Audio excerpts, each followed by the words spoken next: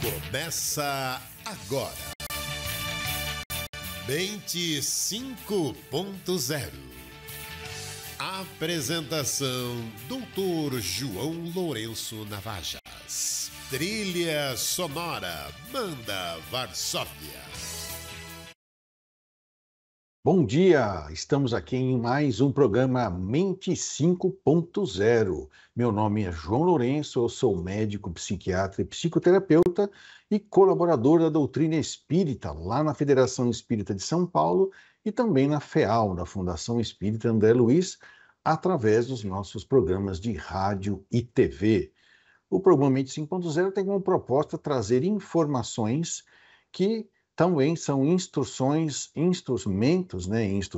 instrutores que nos auxiliem a desenvolver essa tal da mente 5.0, que é para a gente poder estar lidando com a quarta revolução industrial, que nada mais é do que a internet de tudo, de todos ao mesmo tempo, o tempo todo, né? Nada será oculto que um dia não será revelado. E como que nós poderemos manter o nosso equilíbrio mental para usufruirmos dessa grande mudança do planeta, do mundo de expiação e provas para o mundo de regeneração, né? Lembrando que na expiação e provas a gente passa por situações colocadas pelos nossos mentores por necessidade, já que nós não saberíamos escolher de maneira adequada, como crianças que escolheriam ser sorveteiras, porque achavam que iam tomar sorvete o dia todo.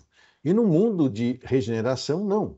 Nós vamos estar pedindo para passar por situações para desenvolver habilidades espirituais. E para isso há a necessidade dessa mente 5.0, que é um equilíbrio entre sentimentos, pensamentos, palavras e ações num mundo que está entrando numa nova ordem. A princípio, é essa tal da nova ordem mundial, que é uma reorganização da maneira com que a planeta Terra produz e consome as coisas da matéria para manter o corpo vivo. Mas, paralelo e acima disso, existe a nova ordem social, que é a convivência fraterna entre os povos, que estava previsto lá no livro A Gênese, do Allan Kardec, que é uma das obras do Pentateuco da doutrina espírita, no capítulo 17, acho que é no capítulo 18, item 17, falando já sobre a nova ordem social, que é a convivência fraterna entre os povos. E para dar continuidade a esse nosso processo de busca desses instrumentos, instruções e instrutores, lemos alguns livros em que nos aprofundamos e fazemos paralelos. E o último livro que nós lemos foi sobre por que sofremos, né? A motivação do sofrimento, na qual ela tem como motivação o aprendizado, e não aquela sensação de que estou pagando alguma coisa no passado. Não, estou sofrendo o processo do despertar espiritual, cometendo voluntariamente o que nós chamamos de egocídio. E aí vários livros do Huberto Holden, né, que eu já estou preparando para o ano que vem, uma nova obra do Huberto Holden, que vai também nos trazer bastante instrumentos. Como nós estamos nos aproximando do final do ano, nós temos algumas leituras até lá e algumas reprises também. Mas nos próximos cinco programas, né, nos próximos meses, nós vamos estar usando uma referência de um livro que é uma psicografia de Emmanuel, através do Francisco Cândido Xavier. É um livro antigo das obras suplementares, né, da doutrina espírita, que é Encontro Marcado. Esse livro é fácil de encontrar, inclusive em PDF, que já se tornou domínio público, mas dá para você adquirir ou na Casa Espírita, ou através de um sebo, ou encomendando, né, da Federação Espírita do Brasil, ou essa obra chamada Encontro Marcado, uma psicografia do Emmanuel através da mediunidade do Francisco Cândido Xavier. E hoje um dos temas que eu puxei de lá chama-se aflição vazia, porque ainda queremos falar sobre o para que nós sofremos. O sofrimento não é uma coisa em vão, é uma coisa vazia, é que a sorte ou o azar nos impinge, né, de uma maneira impossível de ser evitado. E como este programa é ao vivo, você pode participar dele de maneira ativa, mandando a sua pergunta, a sua colocação, que pode ser pertinente ou não ao assunto que nós estamos falando aqui hoje, mas qualquer assunto ligado à saúde mental, estamos aqui para responder, porque nós vamos ter nos últimos 15 minutos do programa o Minuto da Mente, né, em que você pode estar conversando com a gente, mandando sua colocação, sua pergunta, através desses contatos. Por exemplo, você está assistindo no Facebook, você pode, então, entrar lá no Facebook, facebook.com/, Rede Boa Nova de Rádio, né, e assistir e, ao mesmo tempo, já fazer a sua colocação. Lembrando que nesse programa é ao vivo, como vários outros programas que nós temos aqui na Rádio Mundo Maior, e na Rádio Boa Nova e na TV Mundo Maior. Se você está no YouTube, também, você entra lá no nosso portal, né, chama-se Portal Mundo Maior, no YouTube. Você vai achar esse programa ao vivo, que está acontecendo agora. Dá para você assistir, ouvir e já fazer a sua colocação, sua pergunta, sua dúvida sobre o assunto ou sobre qualquer assunto ligado à saúde mental. Doenças, diagnósticos, tratamento, medicações, né? Também você pode fazer a sua pergunta diretamente pelo WhatsApp da TV e da rádio. É só colocar no seu celular, no WhatsApp, o telefone 0 operadora 11 99643 3827 e a sua pergunta será diretamente para nós, né? E depois eles transmitem para cá. O Henrique já está aqui comigo pelo WhatsApp lá dele para transmitir as perguntas que você mandar para a gente, seja pelo Facebook, seja pela YouTube ou pelo WhatsApp deste número 99643 3827. Se você não tem nenhuma dessas tecnologias, não tem importância, o seu telefone ainda funciona. Pode ligar para nós numa ligação gratuita pelo 0800 979 5011 ou pelo telefone 0 operadora 11 2457 5011. Vou repetir para quem está apenas ouvindo pela rádio. O telefone é 0800 979 5011 ou 0 operadora 11 2457 5011, ok? E hoje o nosso tema é deste livro chamado Encontro Marcado, né? Que é uma obra psicografada pelo Francisco Cândido Xavier, Mensagens de Emmanuel, né? E hoje o tema é Aflição Vazia. Vou lendo e vou comentando aqui uma coisa que vai falar muito sobre como é que nós devemos encarar os processos chamados de sofrimento, porque eles têm um sentido maior. Nós não estamos aqui para ter sorte ou azar de ser gostoso ou não ser gostoso. Por isso que a gente fala, estuda a sua dor para ela não se tornar uma revolta, tá? Que é exatamente o tema do programa do dia 19, da semana que vem, analisar sua dor para não virar uma revolta. Mas hoje, o que é uma aflição vazia, né? É uma dor que eu não entendo para que ela existe. Aí ele diz assim, Emmanuel diz assim, ante as dificuldades do cotidiano, todos nós temos problemas no dia a dia, exerçamos a paciência, não apenas em auxílio aos outros, mas igualmente a favor de nós mesmos. E aí vamos tentar uma coisa interessante, que às vezes as pessoas perguntam o que é paciência. E aqui no dicionário diz assim, a capacidade de tolerar contrariedades, de tolerar dissabores e de tolerar infelicidades. É talvez também sinônimo de resignação. É manter o sossego com que se espera uma coisa desejada. Ou paciência também é confundido com perseverança. Paciência na demora das coisas que deveriam executar prontamente. Ou paciência, que significa sofrimento em pontos de honra. Eu acho que é interessante, né, pensar nesse sentido. O que é honra para nós? Né? No sentido é honrar a nossa existência física, no sentido de aproveitar dela todas as nossas possibilidades de crescimento espiritual, principalmente no egocídio. Né? Abrir mão do ego para dar passagem ao eu da nossa essência divina. E então ele fala aqui sobre ter paciência. Né? Exerçamos a paciência conosco mesmo, inclusive nesses momentos de aflição. Aí ele diz aqui, desejamos referir-nos, sobretudo, ao sofrimento inútil da tensão mental, que nos inclina à enfermidade e nos aniquila valiosas oportunidades de serviço. Sofrimento inútil da tensão mental. O que é tensão mental? É ficar premeditando o futuro. Mas se acontecer? Mas, nossa, Mas e se for aquilo, isso é uma tensão inútil, porque nós não temos controle do que vai acontecer. Paciência é aprender a esperar um dia após o outro. Só por hoje manter a nossa serenidade, a paciência, né? E se às vezes a situação é tão intensa, só por agora eu vou aprender a esperar, né? Ter esperança, né?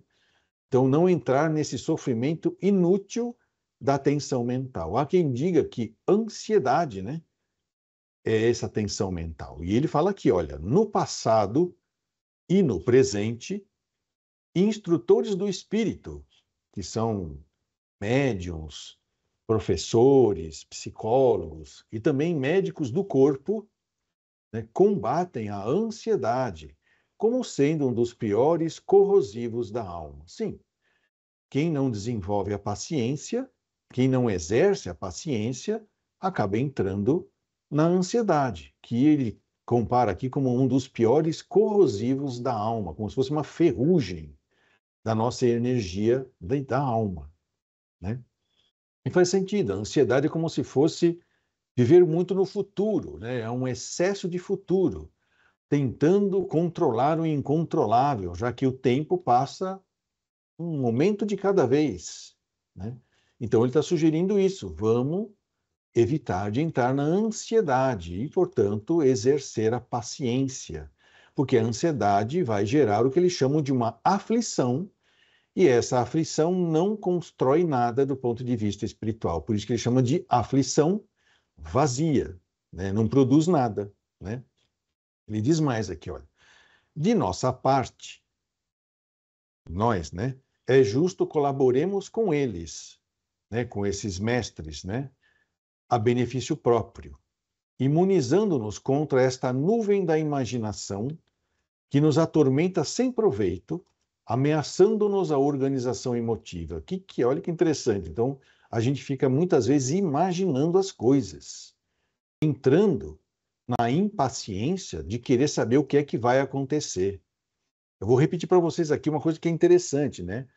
Que é, por exemplo, animal também tem ansiedade, mas a expectativa sempre deles é em satisfazer alguma necessidade deles. Por exemplo, quando eu vou preparar comida para os meus cachorros, eles ficam super ansiosos, e fica para lá, e fica para cá, e fica para lá, fica para lá, porque eles sabem que vai comer.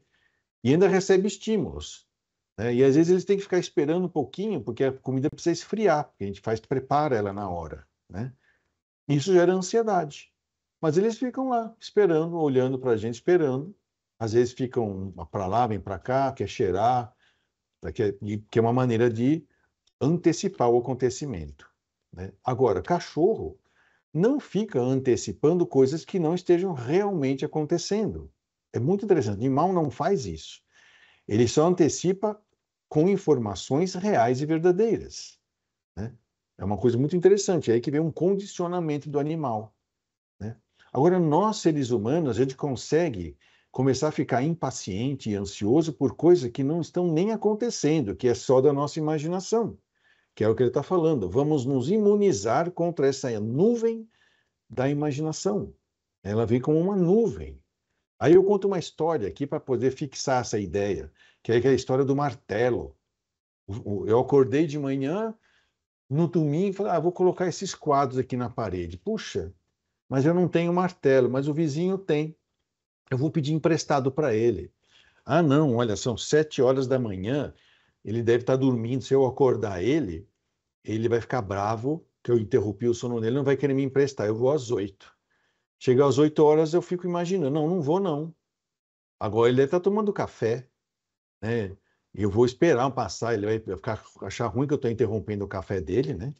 Eu vou às 9. Não, não vou não. Às 9 agora eu não vou não. Ele deve estar no banheiro, deve estar lendo o jornal, vai ter que interromper a obra dele lá, vai ficar chateado, não vai me interromper, não vai querer me emprestar um martelo.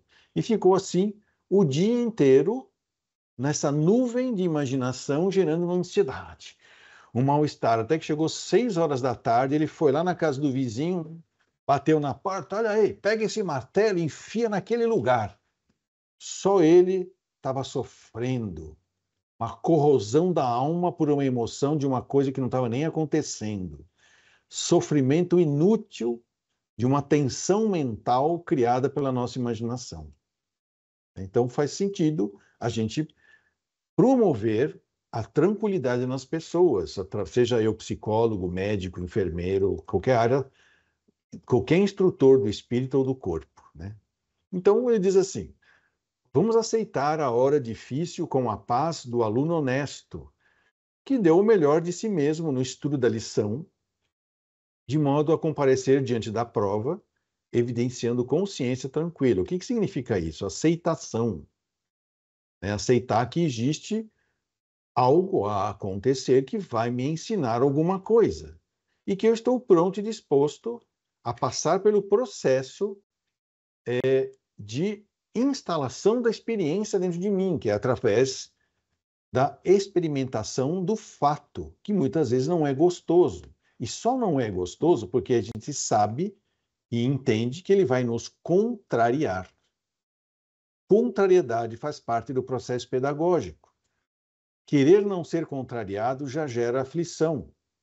Querer controlar que aquilo não aconteça é uma aflição vazia, porque nós estamos aqui para estudar a lição e no momento em que ela vai se apresentar para nós, nós temos que ter a consciência tranquila de que nos preparamos para isso.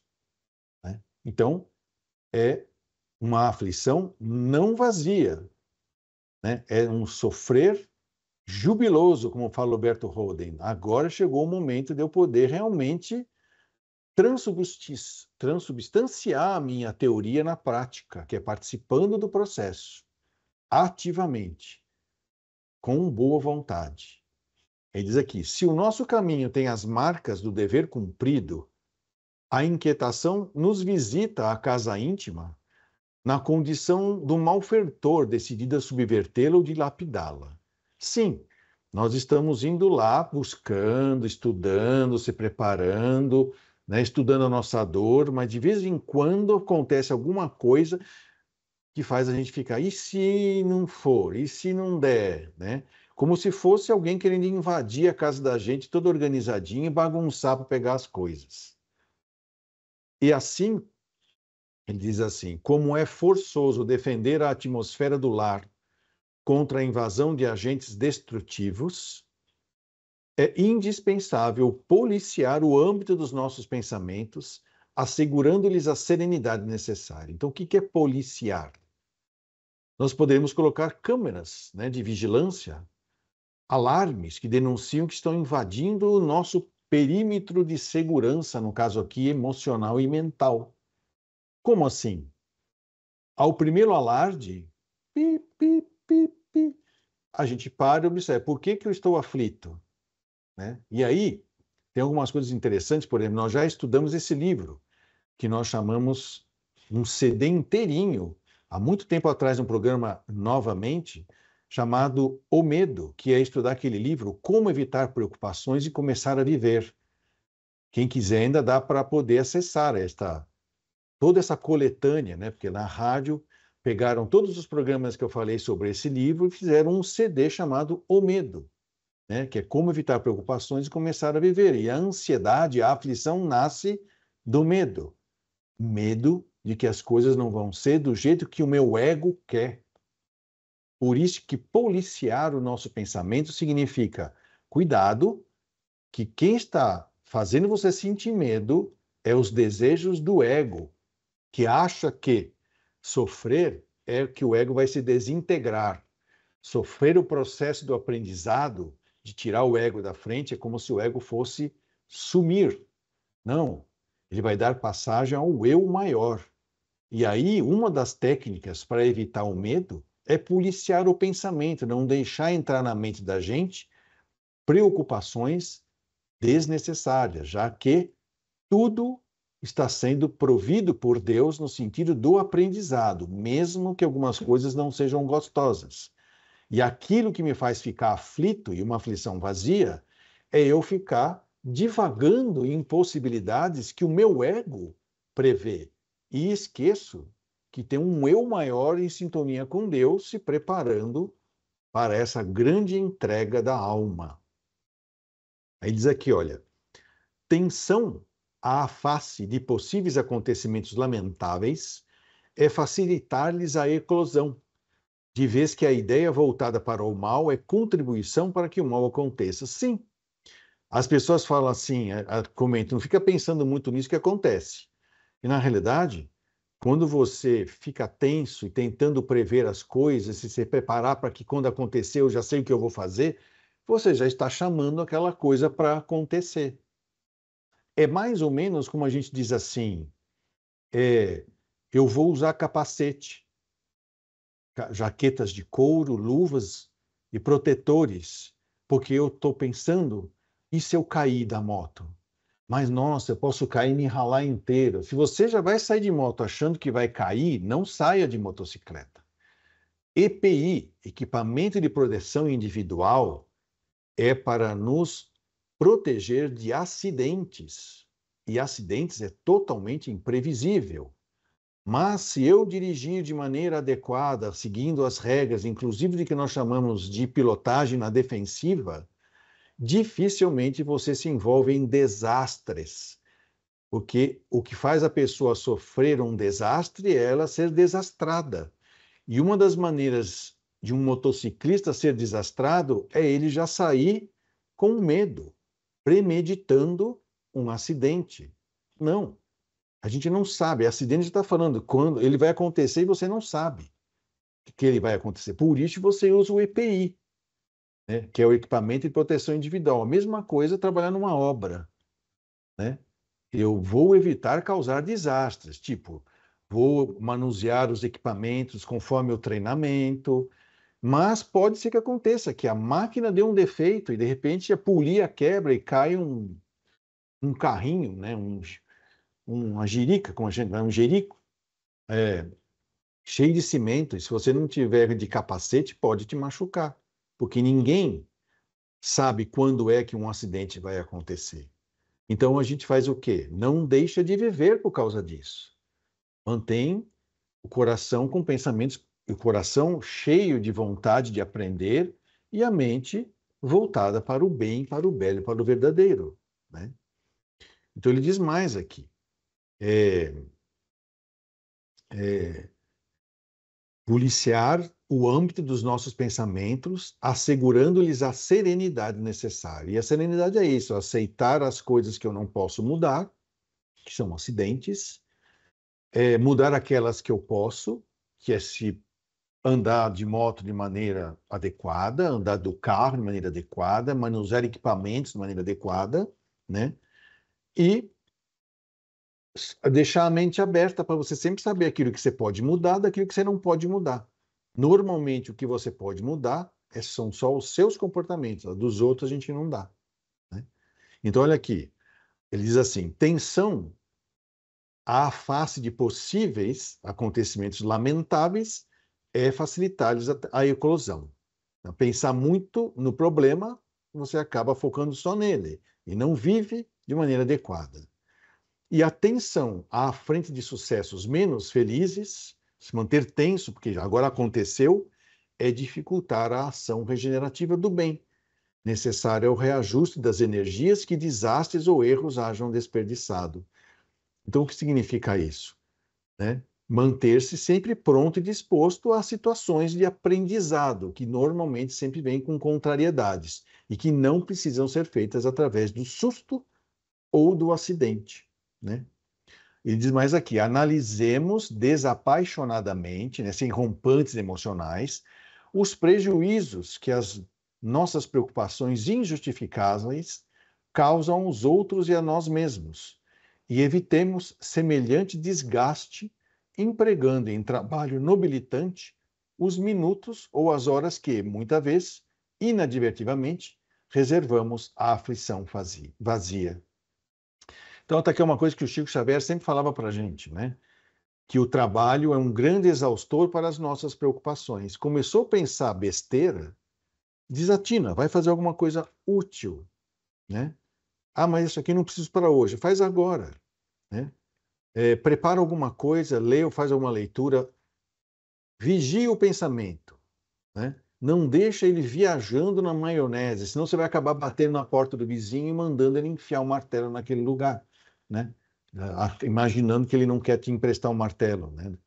Isso que ele diz é nos evitarmos a aflição vazia, é analisar desapaixonadamente todas as situações e pensar: fiz o melhor que eu pude, estou preparado e estou protegido. Virá o momento difícil do meu aprendizado, que é a contrariedade. Não vou ficar pensando nele, mas vou fortalecer a minha boa vontade de aprender com ele. Ok? É como falar assim: já li todos os livros sobre bicicletas e como andar de bicicleta. Agora eu vou andar de bicicleta. Ai, não, mas e se eu cair?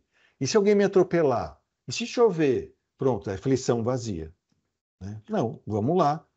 Eu já estou todo preparado, estou todo com todo o meu equipamento de proteção individual, sei todas as lições, agora eu vou praticar. E nesse meio de praticar é aonde eu vou realmente sofrer o processo do aprendizado. Agora que nós vamos ver, né? Então, evitar a aflição vazia. Ele fala mais aqui, ó, lembremos-nos de que as leis divinas, através dos processos de ação visível e invisível da natureza. Então, tem coisas que a gente percebe com os nossos 5 sentidos e tem coisas que é o mundo espiritual atuando sobre nós. A todos nos tratam em bases de equilíbrio, entregando-nos a elas entre as necessidades do aperfeiçoamento e os desafios do progresso, com a lógica de quem sabe que tensão não substitui esforço construtivo ante os problemas naturais do caminho. O que significa isso?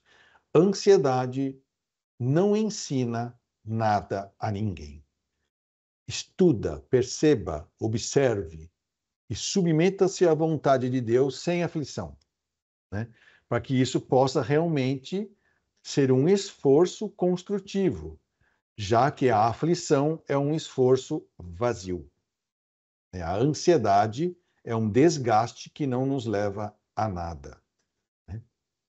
E façamos isso, ele diz aqui, não apenas por amor ao que nos cercam, né? Mas também a fim de nos proteger contra a hora da ansiedade que nasce e cresce muitas vezes de nossa invigilância, para asfixiar-nos a alma ou arrasar-nos o tempo sem qualquer razão de ser. O que significa isso? Para que é que você acha que você está encarnado? Né? Que é para sofrer aflições, para sofrer contrariedades. Mas essa aflição não pode ser vazia, que é aquela da ansiedade. Então, observe os seus momentos, porque em algum momento vai aparecer o processo não gostoso do burilamento do nosso ego, né, para ele ir desgastando. Mas se eu sei para que serve isso, eu não caio no que nós chamamos de aflição vazia. Né? A gente, então, começa a entender a palavra, né, que foi colocada aqui como sinônimo, né, de paciência, que é a resignação. O resignado é aquele que se submete a uma vontade maior que a dele. Mesmo o ego dele falando, isso não vai ser gostoso. É como Jesus falou, meu Deus, dá para afastar esse cálice de mim? Claro que ele deve ter ouvido na cabeça dele. Tá, claro. Se você não quiser fazer isso, não precisa. Tem quem faça. Foi quando ele percebeu, peraí, não. É o meu grande momento de cristicidade. Então, por favor, me dê coragem, paciência, resignação, perseverança, porque eu não quero entrar nesse sofrimento inútil da tensão mental. Mantenha a serenidade para aceitar as coisas que não podemos modificar, que é a vontade de Deus, né? Mas que eu possa mudar aquelas que eu posso, que é a minha vontade de aceitação. E que eu distingua o que é meu, da minha decisão, o que não é da minha decisão. Ou seja, o que é do meu ego e o que é de uma vontade maior em favor do meu eu. Essa é a mensagem do Emmanuel, através do Chico Xavier, neste capítulo do livro Encontro Marcado, chamado Aflição Vazia. Vamos agora para o Minuto da Mente, que eu já tenho algumas perguntas aqui a respeito do assunto. Vamos lá.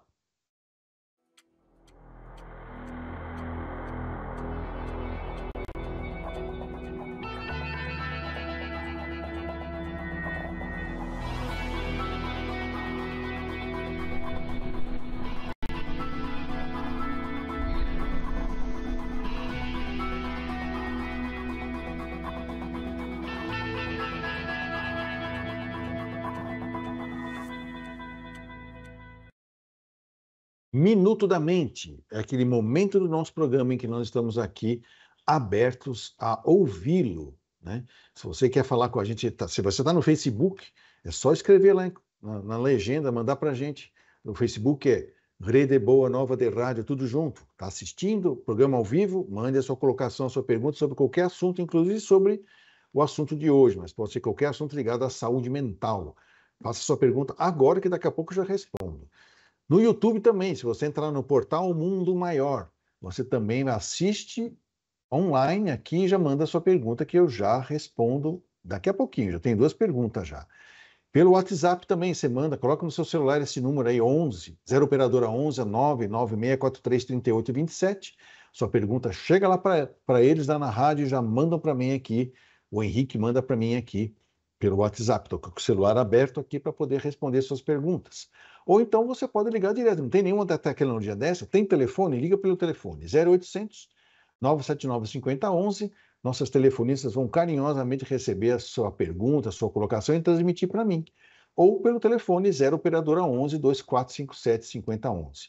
A sua pergunta chega agora, eu respondo agora para você. E nós já temos uma pergunta aqui da Ana Paula, de Belo Horizonte, Minas Gerais. Que bom, né? Chega no mundo isso. Ela diz assim: fui diagnosticada com esquizofrenia paranoide há 20 anos. O que significa ser uma doença degenerativa? Essa degeneração acontece no físico ou no espiritual? Olha que interessante. Vamos pegar alguns detalhes. A Ana Paula não me falou a idade dela. Uma esquizofrenia paranoide, que começou há 20 anos atrás, eu fico imaginando que ela deveria ter, nessa época, uns 30 a 40 anos. Imagine que hoje ela deve ter uns 60 anos. E por que eu digo isso? Porque a esquizofrenia, ela é meio que... é o nome que é dado para ela, não é só em função dos sintomas que ela tem, é também quando ela surge. Quanto mais cedo ela surge na pessoa, mais grave é. Quando ela surge, por exemplo, em adolescente de 15 ou 20 anos, a gente chama de hebefrenia, porque chama-se jovem. Hebe é jovem. E aí, por que é grave? Porque é uma degeneração que começa muito cedo e não dá tempo nem desse jovem construir a sua personalidade. Nem destrói a personalidade, ele nem constrói a personalidade.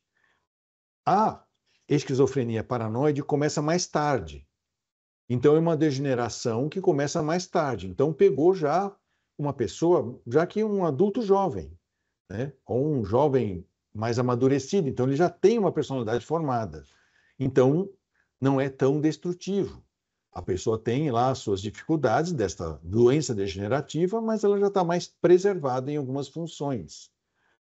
A gente fala que é paranoide porque normalmente pega mais o intelecto, ou seja, a função cognitiva, aonde ela tem interpretações equivocadas da realidade, que é o que a gente chama de delírios, né? E aí, essa doença cursa de uma maneira que preserva mais algumas funções psíquicas, já que elas não começaram a ser degeneradas na origem da vida mental, que é na adolescência, né? Agora, quando ela pergunta para a gente assim, essa degeneração, ela é física ou espiritual? Sim, ela é no físico, não é no espiritual. Esquizofrenia não é uma doença para quem quer, tá? É só para quem pode, para quem está pronto para passar por esse tipo de aflição.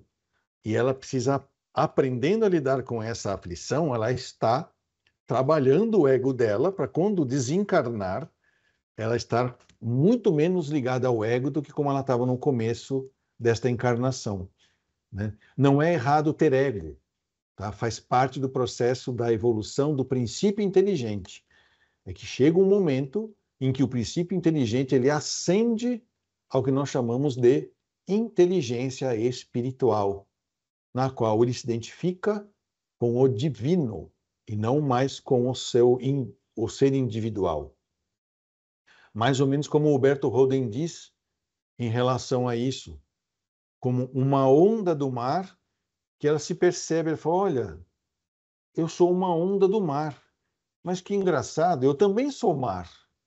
Mas olha que interessante, eu percebo que eu sou uma individualidade chamada onda e que eu sou o mar, mas o mar é maior do que eu. Esse momento de conscientização de que nós fazemos parte do todo, mas que o todo é maior do que eu e que é o Deus e que é a lei de amor, é quando nós estamos ajustando o nosso ego às leis de amor. Portanto, o ego começa a ser diminuído, colocando os princípios das leis de amor acima das necessidades inferiores do ego, né? Os princípios acima das personalidades. Então, esquizofrenia paranoide, sim, é uma doença degenerativa do sistema nervoso, tá? Mas que não degenera o espírito, muito pelo contrário, ajuda ele a evoluir. Então, cuida da sua doença e cuida da sua vida, que isso não é para quem quer, tá? Tem certas experiências de vida que só pessoas bem preparadas no plano espiritual podem assumir. Outra pergunta. Meu nome é José, ele é da cidade de São Paulo. Bom dia. Estou escutando sobre a ansiedade e tenho uma pergunta. Trabalho com construção e venda de imóveis há 18 anos. Como conter a ansiedade quando tem um longo período de espera para a venda e sustento da família? Sim, essa aí realmente, quem trabalha com vendas, e não é só vendas, qualquer profissional liberal ou profissional autônomo, ele vive um dia de cada vez, né? Ele também tem que ter certas capacidades que ele desenvolve, que nós chamamos de manter o que nós chamamos de reserva prudente. Mas eu entendo o que ele quer dizer, que mesmo quem é profissional autônomo ou liberal, chega uma hora que essa reserva prudente vai chegando perigosamente ao fim, porque existem as venturas e as desventuras do mercado, né? E às vezes tem meses que vende, e às vezes o profissional não é de venda, mas ele é prestador de serviço e às vezes não tem clientes. Então apertam as coisas. Mas é bom, é aí que fica essa questão de não gerar a ansiedade, né? Não adianta você ficar antevendo o futuro, como se você pudesse mudá-lo. Excesso de futuro, né, é que gera ansiedade. Então, é viver um dia de cada vez. O que a gente sugere para quem trabalha no ramo de vendas ou do comércio, né, é que não tenha uma fonte só de renda, né, que tenha outras fontes de renda. E também, hoje em dia, a pessoa fala, puxa, então é melhor ser empregado, né, ter carteira. Não, também isso, nada impede de amanhã a empresa em que você trabalha falir, né? E falir muitas vezes não é nem por questões de mercado, ela fale por questões de ingerências governamentais, como nós estamos sofrendo hoje, né? Porque eu acredito, pelo menos, que para você poder ser dono de uma empresa, você tem que ter competência técnica e administrativa. Imagine para você ser, então, gerente, né? Para você gerenciar um país, né? Organizar uma nação, né? Dar diretrizes a uma nação, né? Que é o que forma o país, né? Já que o país é apenas um lugar onde vive uma nação, que é a população. Então, sugiro que as pessoas que não tenham perfil para ser empregado, tá? Porque tem gente que prefere a sensação de segurança falsa, né? Que é ter carteira assinada, né? Mesmo assim, eu sugiro para essas pessoas também tenham uma outra fonte de renda, né? Não durma nos louros da vitória, por mais seguro que você acha que seja o seu negócio, né? Seja trabalho prestação de serviço com carteira assinada ou pessoa jurídica, né, PJ, né? Ou simplesmente que se você tenha o seu comércio, a sua prestação de serviço, tenha uma reserva prudente e tenha outras fontes de renda.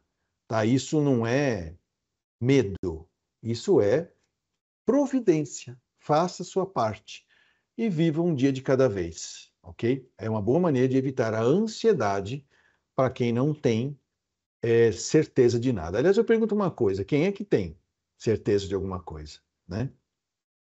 Até mesmo essas pessoas oportunistas que vivem de subtrair do alheio, né? Que nós chamamos de bandidos, ladrões, sejam eles do pé descalço ou sejam eles de colarinho branco, também não sabe o que vai acontecer no dia seguinte. Por isso que eles nunca estão contentes com tanto dinheiro que eles já acumularam, porque eles sabem que não tem como controlar o dia de amanhã, né? Então eles ficam lá pegando, roubando dinheiro e escondendo em algum lugar, porque sabe que em algum momento a casa cai, né? E cair a casa, do ponto de vista de um cristão, né, não existe isso, cair a casa.